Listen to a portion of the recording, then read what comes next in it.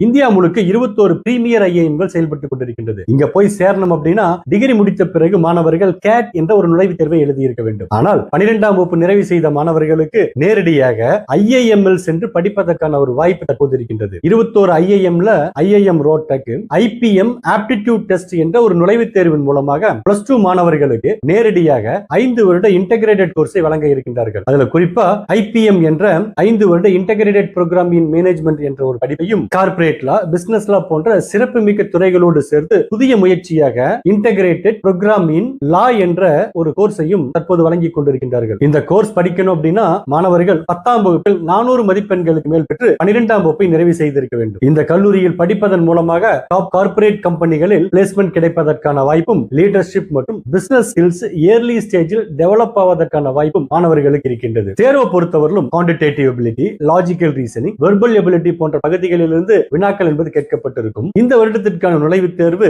மே 10ஆம் தேதி என்று நடைபெற இருக்கின்றது. விண்ணப்ப கட்டணத்தை பொறுத்தவரையிலும் 4,937 ரூபாயாக நிர்ணயம் செய்யப்பட்டிருக்கின்றது. மாணவர்களே, பிசினஸ் அல்லது எம்பிஏ தான் என்னுடைய ஃபியூச்சர் கோல் என்று விரும்பக்கூடிய மாணவர்களும், ஏர்லி ஸ்டேஜிலேயே கார்ப்பரேட் கேரியரை பில்ட் செய்ய நினைப்பவர்களும், இங்கிலீஷ் மற்றும் மேக்ஸ் பேசிக்கில் ஸ்ட்ராங்காக இருப்பவர்களுக்கான ஒரு சிறந்த வாய்ப்பு தான் இது. +2க்கு பிறகு டைரக்டாக ஐஏஎம்எல் அட்மிஷன் என்பது ஒரு மிகப்பெரிய ஆப்பர்ச்சுனிட்டி. சீரியஸாக எம்பிஏ செய்ய நினைத்தால் இது ஒரு கோல்டன் பாத். எனவே மாணவர்களே, இந்த அரிய வாய்ப்பை பயன்படுத்திக் கொள்ளுங்கள். இதற்கு விண்ணப்பிப்பதற்கான இறுதி நாள் இன்றோடு நிறைவடைய இருக்கின்றது. இதற்கான இணைப்பு டிஸ்கிரிப்ஷனில் தரப்பட்டிருக்கின்றது. இந்த வாய்ப்பை பயன்படுத்தி வாழ்க்கையிலே வெற்றியடைய வாழ்த்துக்களை தெரிவித்துக் கொள்கின்றோம். தொடர்ந்து இணைந்திருங்கள். மீண்டும் அடுத்த வீடியோவில் சந்திக்கலாம்.